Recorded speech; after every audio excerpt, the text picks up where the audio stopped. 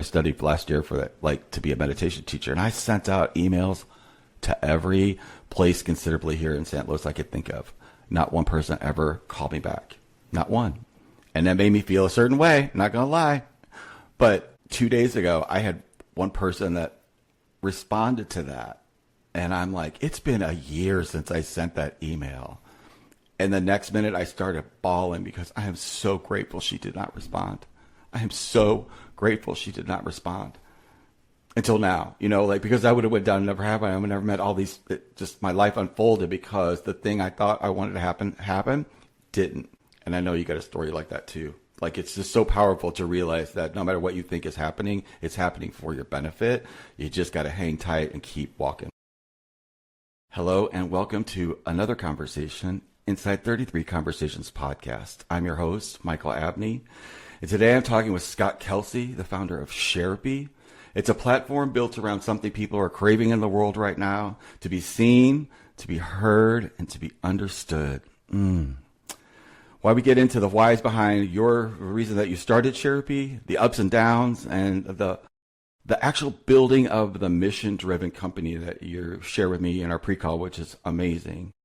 And what's it going to take to keep this going? Like the critical parts that we've all got to manage as we go through this space. Welcome.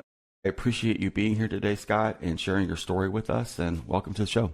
Thanks, Michael, and thanks for the opportunity to share our journey. And I'm so privileged and honored that we were introduced and that you invited me on this podcast. So greatly appreciated. My pleasure. Let's just kind of dive right in there and tell me what was the moment that made you realize that the world was ready for Sharepie? Yeah, it's a pretty defining moment in my life. Just about 8 years ago, a little over 8 years ago, I suffered a near fatal traumatic brain injury, fall downstairs in our home here in Princeton, and as part of that, that trauma, I was given a roadmap or a strategy in terms of how to heal from that injury. And while I don't remember a good 2 or 3 months after that fall, I did started to question a lot of things about myself personally. How I had let the speed of life and the obligations and the commitments basically get the better of me. And I'll backtrack 25 years from prior to that, I was diagnosed with anxiety and depression. And one of the things when I identified that I needed to do is actually admit that I had these issues and to seek help for them. So as I did, and I was speaking with all my incredible physicians, with a psychiatrist in terms of, like trying to deal with the emotional struggles of that injury in terms of questioning, I just almost lost or left 2 kids and a wife without myself. And as I did that, I started to think about, hey, this is a time for me to really get my stuff together, right? And through that, I was introduced to a few people that had gone through similar circumstances, and just the power in terms of sitting down with them and conversing with them about what they had gone through really was, I didn't call it therapeutic at the time, but it really was, it put me at a little bit more ease. And I plugged into a couple of peer support programs, and I just realized that, we're not alone, and there are people that go through similar, and there are people out there that are, willing and able to share it. And that's where the initial thought of why isn't this, peer support, and why can't we,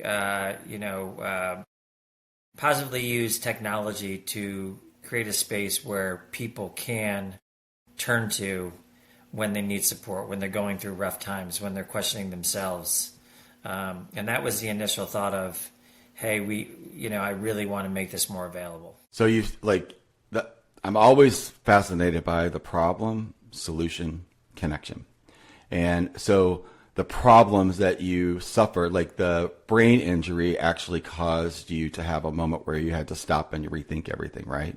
So what was that like from a male perspective of like what you're taught about who you're supposed to be in the world and doing all the things right and everything, like how that engine crashed And like, what were the pieces from your past that you brought to what you're doing right now? Because I know it wasn't by accident that you just came up with this idea. There had to be some sort of thread that you pulled out of the past and brought it into now to make this real for everybody. Yeah, that's a great question. I think, at the time, we're taught, a lot of us, especially males, athletes, not to be vulnerable, not to admit weakness, right?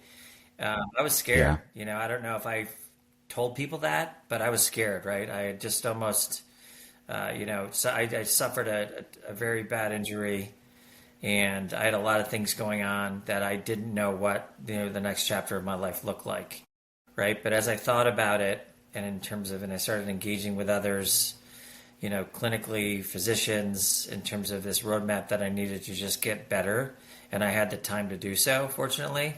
I started to think about, like, when you mentioned what were the threads that kind of came through or what I pulled through, is that I've always been a Yeah. curious person, and try to be curious, compassionate, whether it was friends, family, and that translated very well for me in my professional life, right? Like, I had teams when I was younger. I was fortunate enough to go play hockey after college with teams. So I had an environment where there was trust, there was, that relatability in terms of grinding through professional sports with others. And then in the workforce, I think I brought that to the workforce when I started my career in '98. And while I went about my early career and the sales business a little bit different than others, I really look back and said, hey, my success was over the previous 20 plus years was built on strong interpersonal relationships. And while I wasn't as open and honest with all those people in terms of stuff I was dealing with, I always cared. And I always cared more about the numbers, and more about the person. And I think that's, something that I've pulled through. And I don't take lightly. Like, I sincerely want to know, how people are doing. And it's not just a quick question, how you doing, Michael? And move on with the rest of the day. Yeah. Right? I think, I've learned much, much more to be a much more effective listener. And I've grown in compassion, empathy, all those things that I think make me just a much better human being. I love that. You said something about the curiosity. So when I'm coaching people, that's the antidote to like a defensiveness. It's like somebody will be in our world and there's something about them that sort of triggers something inside of us. And that's the pivot point, is take whatever that is and just put some curiosity into how you're looking at it and just see what happens, as a way to lean into not having it be a conflict. So I'm curious about, since you have that installed and like you operate from that, has that helped you through this process? Because I know there's like a million times where you just want to throw it up and quit. Like, has the curiosity helped you, or have you, other aspects of the Sherpy journey that have helped you personally keep this going? Because, it's building something is one of the hardest things in the world to do. And here you are doing it and keep showing up every day. So how does that tie in, like that spirit of being curious? That's a good question. I think, like, I can think of one thing, multiple, but one thing I'll touch on is, early on in the journey, it was, hey, you have this idea, you throw it out to a bunch of friends, you get them involved, we do some betas, get some feedback, and it was probably at that time thinking, well, they're close friends. Are they giving me true, honest feedback? Or are they just like saying, hey, this is good? But as we've grown, and over the last few years, and as new people have come on to our platform and experienced what we're offering, people that I probably might have never met in my life, just having conversations with them, and it's easier to do now than hopefully it will be, when we have thousands, if not hundreds of thousands of members. But I really tried to do my best to reach out and say, how'd you hear about us? Why'd you join? And just listen. And it's amazing to hear people's stories. It's amazing just to understand, and like I had said, I understand much better now how to ask questions that don't seem probing, so to speak, but just kind of set the space where people will share more openly. And that curiosity, every time somebody new joins, I get excited, and say like, where'd this person come from? Where did it come from our, some of the marketing we do? Did it come from another member? But I try my best to reach out to everybody and just say, I know you're going to be joining us on a get together soon, and I'd love to hear your story, but I appreciate you getting involved, and tell me a little bit more about, why you felt this might be a good thing for you to join. Yeah. You're giving me the feeling of that your caring and your compassion are like actually showing through your company. So it just harkens back to this time where I like started my business, first physical business, in the mid 90s, and how important that was to have a connection with the people that you were doing. I own a hair salon, so it was that interpersonal. You were touching people, but yet you still had to go that extra mile to send cards and thank yous and referral programs. You had to be talking about all of these things that is a missing for me when I look at like how online businesses are, or, no matter if you have a physical business or not, it's still part of it is online, and you're dealing with, and that bridge of now doing my own online and in life too, I finding the overlap sometimes can be fun and unexpected for people. So do you have instances where you're getting feedback about who you're being inside your company when they start interacting with you? That's different than the normal, because we all get listenings and automatic ways of thinking about certain things. Like when we're solicited for something, it's like, oh God, somebody's trying to sell me something, right? Instead of like, our heart mission is like, no, I'm trying to share something with you. If it's a fit, it's a fit. So how does your heart energy play into the business that you're building? I think for the most part, I would like to say it plays into it all the time, right? Outside of the confusion and the, at times some self-doubt about like, is this really what I believe it can be, and help the amount of people that I believe we can help. Going back to that, I don't think you use the term validation, but it's very heartwarming. And when I'm on our get-togethers, and we've got a handful of them that meet weekly now. I love being able to number one, sit back and just watch the process and see kind of what we built be effective.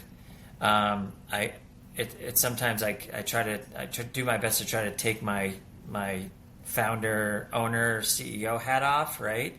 And not be like an infomercial while we're in the actual get together. But as it relates to your question, I'm blessed, honored, taken back at when individuals who I never met before, who have been on a few of our get togethers, or I've had an outside of our get togethers conversation, give some pretty strong feedback to others on the call or Zoom, right? Where they say, hey, I've been able to learn a little bit more about Scott, not only by joining these, but also, connecting with him outside of these rooms. It's very heartwarming. I'm so appreciative, and I hope that experience just keeps happening, for the benefit of our members. Have you ever had moments where like you didn't know how you're going to take a next step? Plenty of them. Plenty. What did you do? Like, what does that call forth in you? I think maybe the resilience and the belief that there is something here, right? And while it might not right now be, thousands and thousands of people experiencing what we're doing, that what we've built now, we're changing people's lives and we're helping people. While I truly believe that this platform and has the ability to help many, many more people, that's what keeps me going, right? And the people that are actively engaged, are actively showing up, I need to keep the lights on, right? We need to keep this thing going. It's incredible to project, hey, this could be this, in a year from now, 6 months from now, 2 years from now, 10 years from now. Just keep myself in the moment being like, I need to sometimes summon the strength, get my own thoughts out of the way and show up, and it's evidence of this morning. I had a pretty hectic night last night, got some good sleep, and I was thinking, hey, What if I didn't show up? And I know it would have been fine, but I needed it. I think it's the resilience, the determination that this is from my heart. This is something that is just not out there to, make me rich or famous in any means. It's really about leveraging my shared experience and giving other people, the ability and the platform to do so to help each other out. Like, life's a mirror. I'll just assert that. So what has the mirror of Sharepie shown you about yourself that you never knew before? Like, what did you build? What the thing that you built, what's it reflecting back to you that you never saw in yourself before? I've never given my, I think naturally I thought just relationships happen because I was, kind, curious. I listened to people.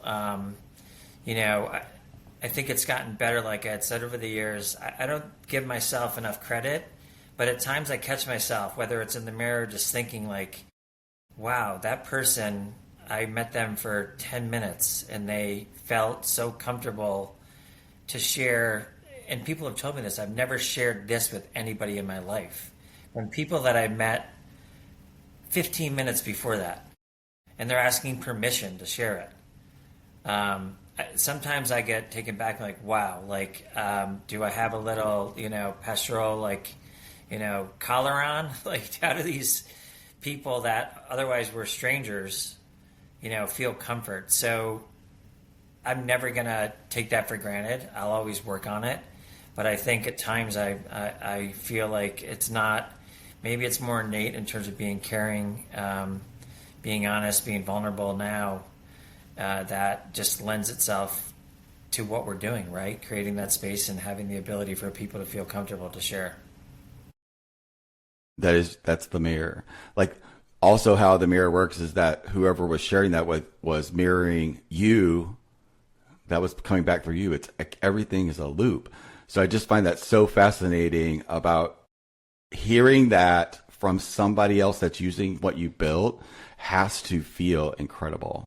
Yeah, I'll go back, and my first thought on the answer to that in the mirror was I've never considered myself a tough guy, right? Like, I played a physical sport. I've gotten through some adversities in my life. My first thought when you said mirror was, you're not as tough as you think you are. In terms of, like, and I think we'll get into it, some of the ups and downs and battles and, mind games you play with yourself when you're an entrepreneur and building things. Yeah. It's the perfect time to bridge to that. Like, that's the part that is my attention for this entire pod series is I just know all the times that I suffered, it stopped me. It, just the lack of connection, the lack of being seen, having that feedback mechanism as you're building something that you believe in so passionately. It gets deep and you get connected to it. It's how it happens. But at the same time, you have to release it back out to the world and connect it to whoever it's going to serve. Hopefully, we're at a point now where both of us are pretty clear on what that is. But like, before I had that clarity, oh my God, I could just, it was like a freight train coming at me. Like, how long can I keep this going? Like, I don't have anything, there's just this, it totally connects. And it wasn't until I was seen and heard by somebody that I knew what they were doing. That's when it clicked. And that's when everything shifted. So now that's why the podcast is here, is like sharing those moments with folks. So when they're in it and they hear this, they go, oh, this is just part of the ride. And now I fall in love with all of the quirky stuff about it because I don't want to resist it anymore. What were those things for you that when they happened, were devastating, but at the same time, now you can look at it like, I'll give you a really quick example because it's so freaking powerful. When I first started this, I thought I was going to be a meditation teacher. I studied last year for that, to be a meditation teacher. And I sent out emails to every place considerably here in St. Louis I could think of. Not one person ever called me back. Not one. And that made me feel a certain way, not going to lie. But 2 days ago, I had one person that responded to that. And I'm like, it's been a year since I sent that email. And the next minute I started bawling because I am so grateful she did not respond.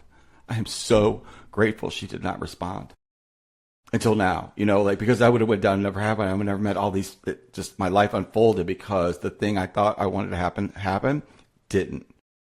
And I know you got a story like that too. Like it's just so powerful to realize that no matter what you think is happening, it's happening for your benefit. You just got to hang tight and keep walking. Yeah. What, I know you got a big one like that too, isn't there? No. Yeah, I think there's been several. I knew getting into, getting into something new and getting into this venture, while I jumped kind of into it, I don't want to say blindly, but I never thought it would just be, hey, it's needed out there. You've got a lot of friends and connections that have money that, want to support you. You can make this thing work, right? Like, what I found is that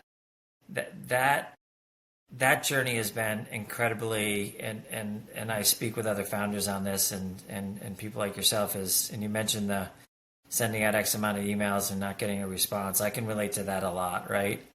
And yeah, there's been hundreds, if not thousands, of emails sent out, both for, hey, join and support us. Would you partner with us? Would you look to invest in us? And sometimes, I play the numbers game in my head being like, hey, if I send out X amount, I'm going to get Y, and that's going to great. It's going to fuel. And then you get those crickets. And then you get did I send it out wrong? Am I sending it too often? And then I start questioning myself, do I have to send out 10,000? Am I asking the wrong questions? Am I talking to the wrong people? Right? That's beat me up more than anything over the last year. Right? But I can tell you one thing, we're still operational. We're still functioning. I'm still here talking to you on this podcast. Where, like you had mentioned before, I think it's not too uncommon for people to be like, hey, let's throw in the towel, right? This isn't there. So there's, I think, yeah, we've had investors that have, unfortunately, passed away that we're going to invest. And I, thought that, wow, that's a big hit financially, personally as well, losing friends and such. But, that was almost a year ago, right? Where at that time we had great, some great investments coming in, some traction there where it wasn't like, nothing too crazy or too, not huge investments, but it was keeping gas in the tank to keep things going. And moments like that, you're like, wow, we finally somebody that believed in us that was willing to write a pretty good sized check to support us, and it doesn't come through. Again, and it wasn't like we were going to stop sending those out, right? You need to keep filling the tank, right? To scale, to grow, to support what you built. But there are times where it's like, wow. And I'm glad, I just didn't say, hey, this is not going to work, 11 months ago, because there's such good growth the last 11 months and so many great people coming on board that I'm so glad, just like you're glad that person didn't respond. I'm so glad I didn't just say, enough's enough. Let's just shut this thing down. Yeah. I'm glad you didn't either. I'm glad I didn't either. Because I'm at a point where I don't know how it's going to all go down, but I know it's going down. And I keep getting evidence of all the pieces. Just had some major happen this week that I've never dreamed possible. So it's like 3 more things could happen like that next week. We don't know. It's just our job to stay clear, present, and in the now, because that's the only place where that's going to happen is in the now. So what are you working on right now in your now? What's the next big leap for you as we're all looking at the holidays coming? It does kind of slow us down for a little bit, but at the beginning of the year, what are you excited about? Yeah, I mean, we've got a pretty good push with some new people that have come on board to help out. Let's call it a sprint, right? Understanding that the next 4 to 6, 8 weeks are tough, right? You don't want to be seem too pushy. You want to respect people's time with their families and such. But we've been on a pretty good sprint lately to implement a few new things with Sherapy where people can, outside of the website and emails or word of mouth, they can really kind of get a sneak peek in terms of, behind the curtains, I like to say, of what we're doing. And that's been, incredibly well done. And, that's a way that lets people know a little bit more about what we're doing. And, we're going to keep hosting those, right? We'll obviously respect people's time. And if less people show up on Thanksgiving morning, that's fine. We want to create the space. If people want to show up, they can. But it's really that coupled with,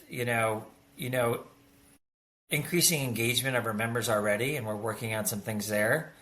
And that all helps by bringing on people that love our mission and vision and have the capacity to, spend time doing that. And then it's, ABR always be raising, right? Like we need gas, right? we need exactly. Gas in the tank, and I think we're in a really good position. It doesn't need to go from 0 to 60, right? But I think we're in a really good position to scale. But and I think there's enough behind it, the people involved and the infrastructure and stuff we put out. Yeah, it all costs money. Right. And, we need money to support it, but also to really, rev it up a little bit in terms of, marketing, in terms of partnerships, to really get to that next level of growth. Yeah. Well, it's been a pleasure having you on today and sharing your story about Share-a-P. Sharing is so important, and the humanness and the peer-to-peer there's just not a space for it in our world. And that's the thing that I discovered earlier this year. And I know, too, is like creating those spaces just don't happen. There's not some outside entity going to figure all of this stuff out for us. And we'll happen to luck into it. It's coming through all of us. So I appreciate you sharing your story, but I have one last question for you. If somebody's listening to this and they're in that dark moment where they don't know how they're going to put one foot in front of the other, what do you have to share with them? Usually people have a few people, a handful of people. Sometimes they don't, that they can confide and trust in. I think it's. I don't want to use the term courage, but I think it's just a more direct, just reaching out, right? Reaching out to somebody you know and trust. Even if it feels uncomfortable at a time. I mean, I can share with my experience. I've had to ask people for things I never thought of I would ever have asked, and I push it off, and it does no good to push it off. And I pushed off asking for help for far too long. So, how much, whatever's weighing on you, like there are people out there that will help, right? And it's summoning kind of that inner, whatever you want to call it, for the ability to do it. But I know if there's a problem and, to be proactive on it, just try to be proactive on it, no matter what it is, because there are people out there that share similar experiences or have the time and will actually sit and listen. And too, just a little bit about the military aspect of what you're doing as well. That struck me. What is your connection there, and why is that part of your Share-a-P ecosystem? Yeah, no. So great question. And my family goes way back, like grandfathers, uncles. All served in the military. My father served in Vietnam. My brother, served 26 years in the Special Forces and in the Army. And as we were, looking at early on in terms of, our thoughts are this: like we all need human connection. Community's big, but that could be a big kind of community in of itself, right? Which we have. Absolutely. Yeah. And where can we find touch points and lean on one another and get support and some guidance from others is with life stage transitions, right? Whether it's, loss of a job, loss of a spouse, divorce, but two big transitions that I have, I've seen people come out of the military and friends, family kind of not have or feel like they don't have like the best off ramp, right?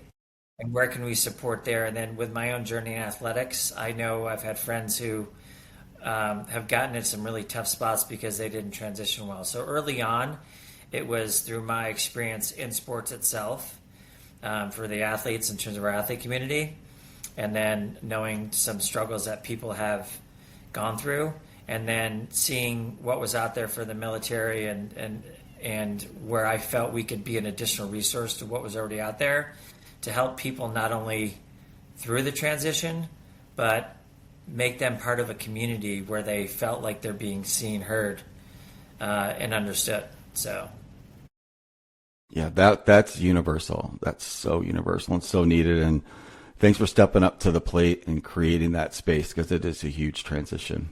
thanks, Michael. I appreciate it. You bet. Thank you so much, Scott, for sharing your mission and the story behind it with our listeners today. Thanks for everybody for listening in. And if you want to be a part of that conversation, you're at Sherapy.com, right? Sherapy.com. And I'll put the link down below for everybody. And if you're a founder looking to have those conversations, I do that at 33strangers.com. So I love that we have that synergy and that connection, that we're both like putting that into the space, because it's what I'm lit up about and carry me through every step that I'm taking. I appreciate you sharing your journey with our listeners today too. Thanks, Mike, and I appreciate, again, you having me on here to do so. My pleasure. So you guys stay present, stay in the now, and we'll see you on the next conversation.